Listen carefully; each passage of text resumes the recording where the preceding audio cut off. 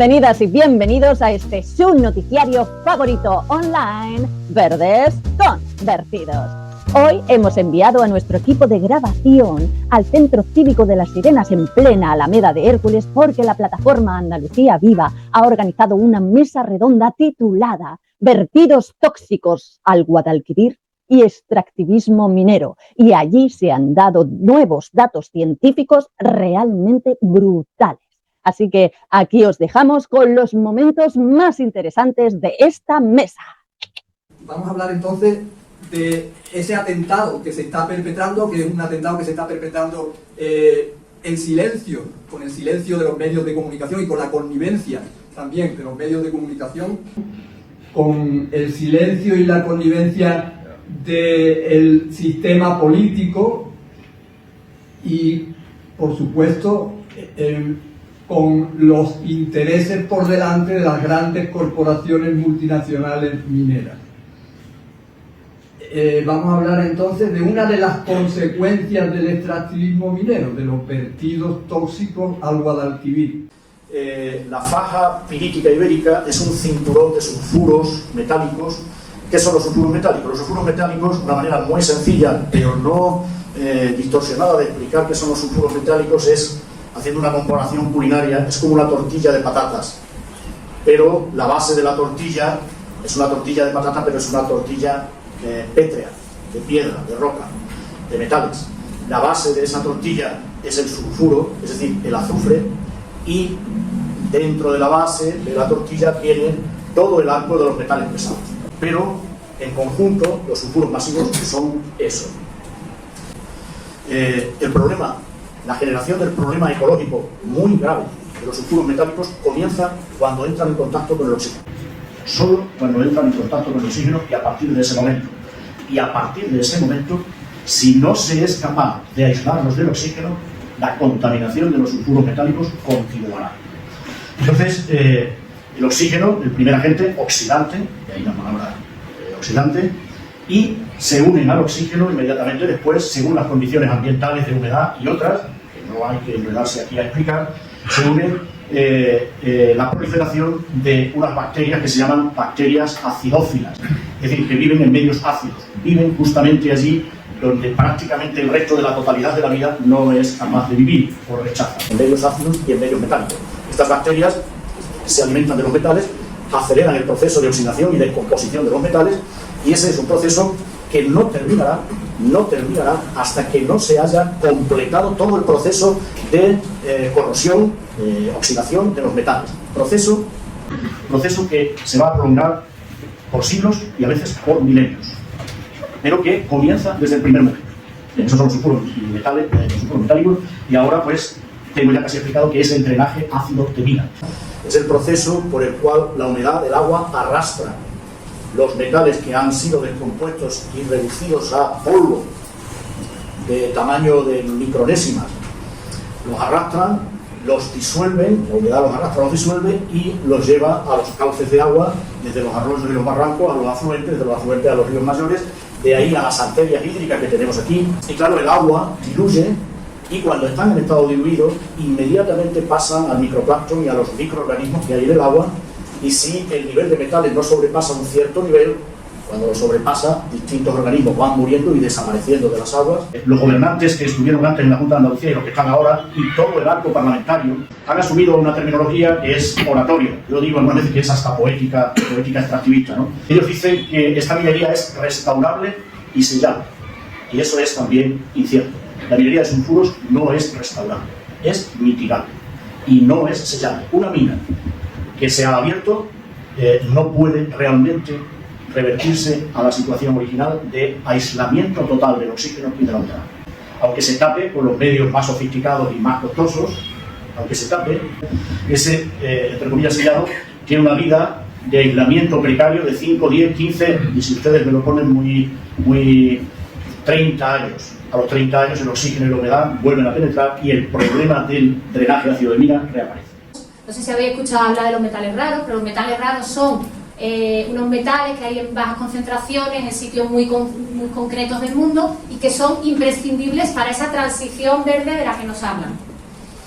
Pues, claro, Europa, y todos los países occidentales, todos los países que puedan y se lo puedan permitir, están en el camino de esa transición energética, ¿no? Porque el petróleo se nos acaba y para ello es imprescindible los metales raros. El Reglamento de Materias Primas Fundamentales, que es un reglamento que aprobó la Comisión Europea en marzo del 2023 y que es de obligado cumplimiento para todos los Estados miembros de la Unión Europea.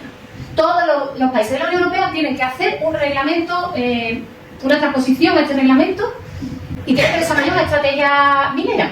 Y dos ideas fundamentales voy a destacar que están relacionadas con lo que voy a contar después, que es el Reglamento de Materias Primas Fundamentales hace hincapié en los proyectos de interés público superior, que son proyectos en los que, si esos proyectos son considerados de interés público superior, el interés minero prima sobre otros intereses. ¿Qué quiere decir esto? Que si un proyecto es considerado interés público superior, puede no cumplirse determinada normativa de protección ambiental, como vamos a ver, que ocurre en el caso, además es que son fantásticos, porque Cobre las Cruces y Almalcollas, los dos han sido proyectos mineros declarados de interés público superior y los dos incumplen legalmente, ¿eh? O sea que en ese caso estamos. Y también hay otra cosa en la que incide mucho el Reglamento de Materias Primas Fundamentales, que es en la simplificación administrativa.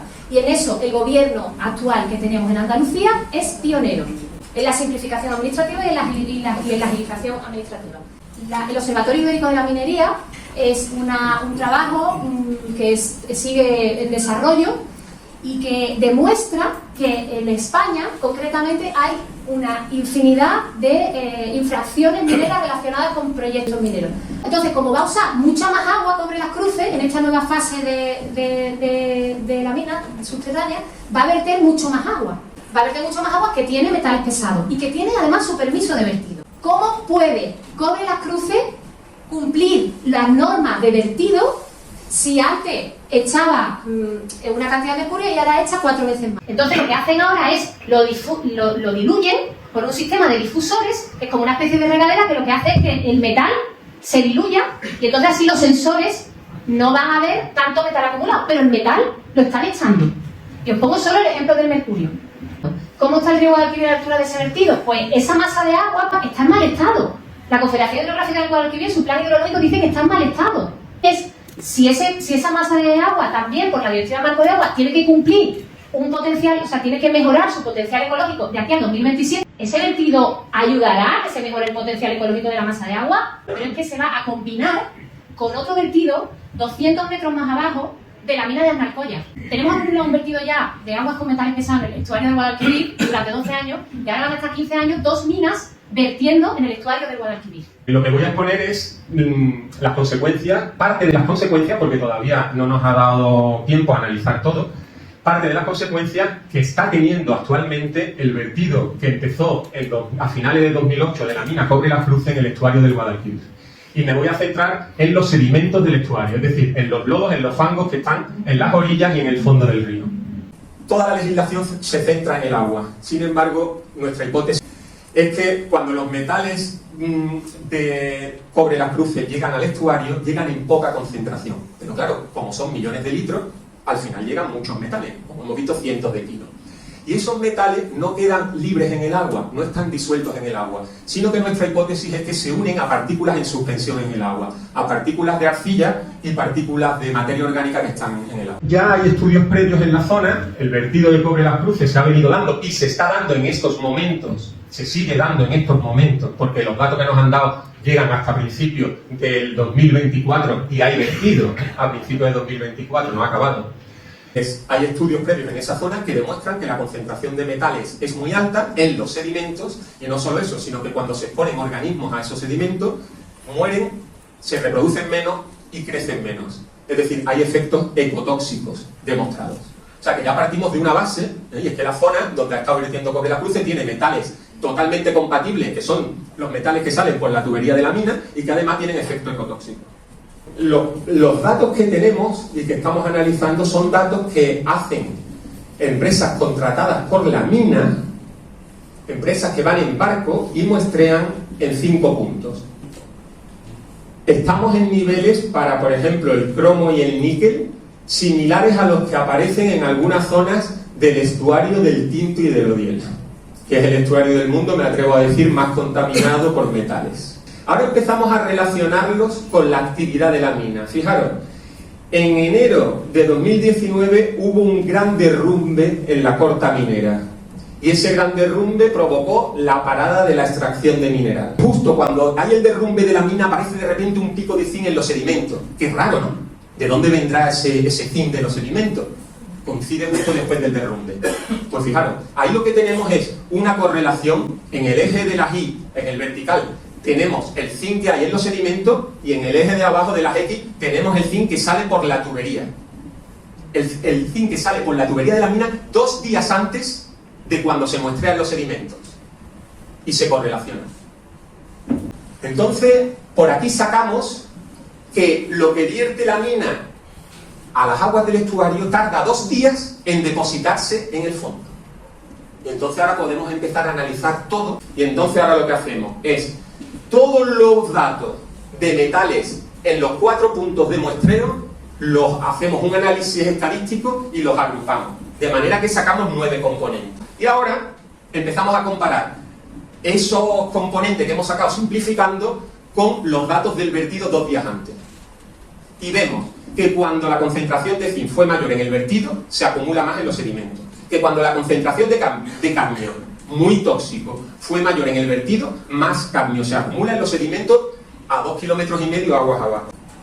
Por lo tanto, tenemos múltiples evidencias indirectas, sí, son evidencias indirectas, no estamos siguiendo al metal desde que sale de la tubería hasta que va al sedimento, pero son múltiples evidencias indirectas e independientes que demuestran, y ahora sí podemos decir que nuestra hipótesis era cierta, que la mina Cobre Las Cruces viene contaminando los sedimentos del estuario del Guadalquivir desde que empezó. Y además, con efecto ecotóxico. Y además también podemos decir que la Junta de Andalucía no está vigilando correctamente, oiga, porque este trabajo que estamos haciendo nosotros debería de estar haciendo la Junta de Andalucía y debería de haber saltado la alarma mucho antes. Estos datos demuestran que se está incumpliendo el plan hidrológico del Guadalquivir, que es una ley. Porque el plan hidrológico del Guadalquivir dice que la calidad, incluyendo a los sedimentos de esta zona del estuario, debe de mejorar. Y está empeorando. Por lo tanto, si hay aquí alguien de derecho ambiental, tendríamos que plantearnos si esto se puede llevar a la Fiscalía, porque se está incumpliendo una ley. Yo creo que coincidimos en que es imprescindible que nos organicemos. Y no se me cae de la cabeza aquello que dijo ya Blas Infante hace más de un siglo de ya es hora de que Andalucía despierte y se levante. Hay 3 colores. El color azul no significa que el río vaya limpio, puede tener otras fuentes de contaminación, significa que no está afectado por drenaje ácido de mina. El color amarillo significa que hay algún grado de afectación por drenaje ácido de mina de esos ríos. Y el color rojo significa que en esos ríos no hay vida, solamente hay bacterias ácidas.